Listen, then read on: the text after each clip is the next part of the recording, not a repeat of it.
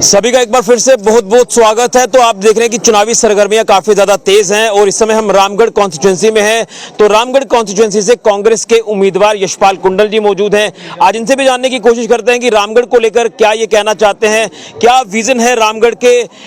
अगर इस कॉन्स्टिट्यूंसी को लेकर बात करें, बॉर्डर का इलाका है और ये नई कॉन्स्टिट्यूंसी है, तो क्या कुछ उम्मीदें लोगों की है जिसको लेकर आगे काम करने की जरूरत है। तो सबसे पहले आपका स्वागत है। चुनावी सरगर्मियां तेज है, आपसे ज्यादा वक्त नहीं लेंगे, लेकिन किस तरह से देख रहे हैं, नई कॉन्स्टिट्यूंसी है रामगढ़ और क्या कुछ विजन लेकर आप चल रहे हैं? देखिए, रामगढ़ जो कॉन्स्टिट्यूंसी बनी है, नई कॉन्स्टिट्यूंसी है, पर जहाँ पर बहुत काम करने की ज़रूरत है। मैं बताऊं कि आपका रामगढ़ में देखा होगा तो एक तो पूरा बॉर्डर है और वहाँ पर जो फेंसिंग हुई है, जो पार ज़मीन है फेंसिंग, उनको अभी तक कंपनसेशन नहीं दिया जा रहा है। और इसी के साथ साथ जहाँ पर लोग जो है वो पैडी की फसल उगाते हैं, बिजली सप्लाई पूरी तरह से नहीं की जा रही है, पीने के लिए पानी की प्रॉपर सुविधा नहीं है। रामगढ़ में कोई भी प्ले ग्राउंड या स्टेडियम नहीं है जहाँ पर बच्चे अपना खेल कर सके। हम तो कहते हैं ना कि खेलो कूदो ये करो यूथ के लिए, लेकिन यूथ के लिए कर क्या रहे हैं? कुछ भी नहीं किया इन्होंने। रामगढ़ पिछले 3-4 सालों से डिग्री कॉलेज सेक्शन हुआ, आज तक वो उसकी बिल्डिंग नहीं बन पाई है। तो मैं ये कहूँगा, रामगढ़ एक म्यूनसिपलिटी है, उसकी हालत देख लिए तो मैं कहता हूँ इतनी दयनीय हालत है उसकी, वो सिर्फ मच्छरों को न्योता जो है वो आ रहा है।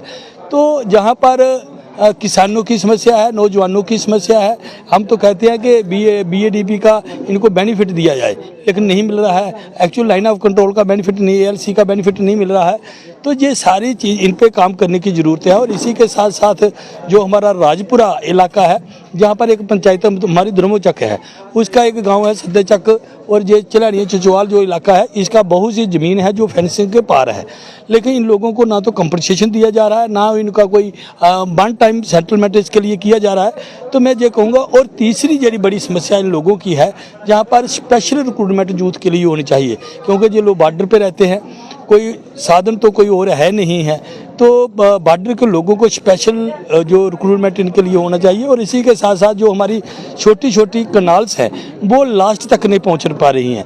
मैं चाहता हूँ, बहुत काम करने की ज़रूरत है। सीवेज स्टेशन चाहिए, that is only for agriculture purpose, वो चाहिए ताकि वो जो हमारा डोमेस्टिक है उसके साथ लिंक ना हो, वो उनकी बिजली वहाँ और पंप सेट के लिए होना चाहिए। और जो किसानों के लिए मैं कहता हूँ कि जो 2-2.5 महीने अपनी मोटर का पंप का इस्तेमाल करते हैं, साल भर का गवर्नमेंट किराया लेती है, तो वो भी इनका माफ़ होना चाहिए। तो इसके लिए बहुत से काम करने की ज़रूरत है। लेकिन जानना चाहता हूँ ना, एक तरफ मुद्दों को लेकर तो बात की ही जा रही है, तमाम उम्मीदवार जैसे आप हैं, आप लोगों के बीच में जा रहे हैं, लेकिन इस समय कहीं ना कहीं जो चुनाव की अब जो वेव एक बदलती सी नजर आ रही है, आरोप प्रत्यारोप भी लगातार लग रहे हैं। लेकिन मैं 370 को लेकर भी जानना चाहूंगा, 370 को लेकर भी लगातार मुद्दा बनाया जा रहा है इस चुनाव में। तो 370 को लेकर कांग्रेस का क्या स्टैंड है, मैं ये आपसे जानना चाहता हूँ। लेकिन जो पाकिस्तान के एक मंत्री ने ये कह दिया कि जो नेशनल कॉन्फ्रेंस और कांग्रेस का स्टैंड होगा 370 को लेकर, वही हमारा स्टैंड है। तो मैं इसको लेकर आपसे जवाब चाहता हूँ। मैं 370 हटे जाना है, हटे मेरा कोई लेना देना नहीं है। मैं कहता हूँ 371 होना चाहिए। हम पूरी गवर्नमेंट ऑफ इंडिया की इंटरफेयर होनी चाहिए, और है भी है, लेकिन हमारी ज़मीन और हमारी नौकरियाँ जो जैसे हिमाचल में है, तो ऐसा होना चाहिए ताकि हमारे नौजवान कहाँ जाएंगे। हमारे किसानों की ज़मीन चली जाए तो आगे है ही पहाड़ी इलाका है, ये थोड़ा सा बेल्ट है।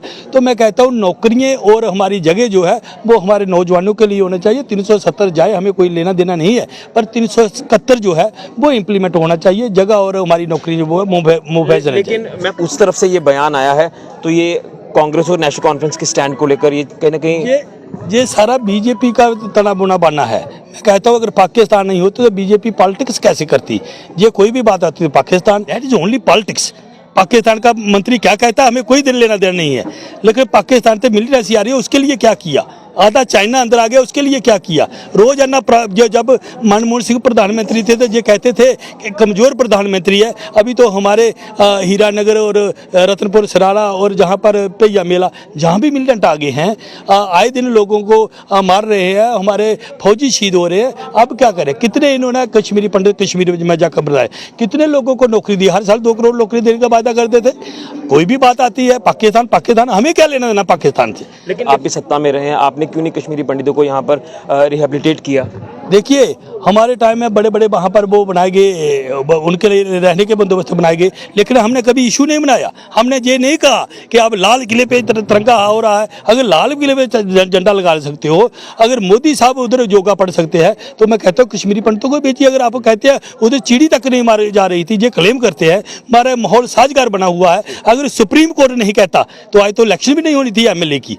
तो ये ऐसे इनकी कथनियों यानी 370 को लेकर आपका स्टैंड क्लियर है कि कोई लेना देना नहीं है? नहीं, हम कहते हैं 370 आए या जाए, लेकिन हमारा स्टैंड ये है कि हमारी नौकरियां और हमारी जगह ये महफूज रहनी चाहिए वहाँ पर। एक आखिरी सवाल रहेगा, लोगों का क्या रिस्पांस आपको मिल रहा है, क्योंकि आप लोगों के बीच में जा रहे हैं, तो मैंने जैसे कहा कि बॉर्डर को समर्पित ये पूरा जो विधानसभा क्षेत्र है इसको लेकर के आगे लोगों का क्या फीडबैक आपको मिल रहा है? देखिए लोग अब अभी देख लिया, लोग हमारे साथ हैं, लोगों को पता है कि सांबा में 2 बार रहे हैं, वहाँ पर काम किया है और हम करके गिनाते भी हैं कि ये काम किए। जो सांबा की बड़ी पुरानी समस्या थी, चाहे वो डिस्ट्रिक्ट बनाना था, चाहे वो डिग्री कॉलेज बनाना था, इंडस्ट्री लगानी थी, वीरभूमि पार्क बनाना था, पॉलिटेक्निक कॉलेज बनाना था, स्टेडियम बनाना था, बड़े बड़े गाँव में पुल बनाने थे, नियाबतें बनानी थी, जैसे सोम्ब नड प्रमंडल ब्लॉक डेवलपमेंट बनाने थे, एडमिनिस्ट्रेटिव यूनिट जो हमने खोले हैं, हाई सेकेंडरी स्कूल, हज़ारों की तादाद में टीचर लगाए, दूसरी नौकरियाँ दी।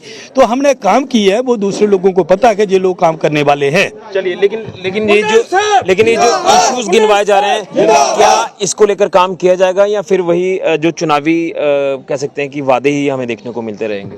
देखिए मैं कोई ज़्यादा हमने कोई वायदे नहीं किया, जो किए हैं वो पूरे करेंगे। हमने कह दिया है कि डिग्री कॉलेज रामगढ़ का एक बड़ा इशू है, उसको बनाना है, 3-4 साल से सेक्शन हुआ है, कोशिश करेंगे कि स्टेडियम बनाएंगे क्योंकि बच्चों के लिए प्ले ग्राउंड चाहिए। और जब असेंबली में जाएंगे तो देखो, जब स्पेशल रिक्रूटमेंट नहीं ना होगी बच्चों के लिए तो बच्चे कहाँ जाएंगे? सुनामी आई है, ये लोग जितनी ये है ना, ये मैं नहीं, ये बेचारे खुद आए हैं कि हमने एक ईमानदार एक काम करने वाले को वोट देना है, तो वो अब वोट लोग तैयार है। चलिए, बहुत बहुत धन्यवाद। ये थे हमारे साथ यशपाल कुंडल जी, जो कि आप देख रहे हैं कि लोगों के बीच में है और इसी तरह से चुनावी उम्मीदवार इस तरह से लगातार कोशिश कर रहे हैं कि जनता के बीच में जाएं, जनता के बीच में जाकर पैठ बनाएं। अब चुनावी वादे भी किए जा रहे हैं। अब देखना यह कि सरकार किसकी बनती है, कौन इस इलाके का विधायक होता है। यूं कहें तो हर कॉन्स्टिट्यूंसी में कौन कौन से विधायक जीत कर आते हैं, वो असेंबली पहुंचते हैं और वो अपने इलाके की बात किस तरह से असेंबली में रखते हैं, किस तरह से इश्यूज को एड्रेस करते हैं और उसका रीएड्रेसल जो है वो किस तरह से होगा, ये देखना होगा। लेकिन आरोप प्रत्यारोप का सिलसिला इस चुनावी माहौल में लगातार जारी है। फिलहाल के लिए कैमरामैन राहुल के साथ ऋषि खजूरिया, जेके मीडिया के लिए।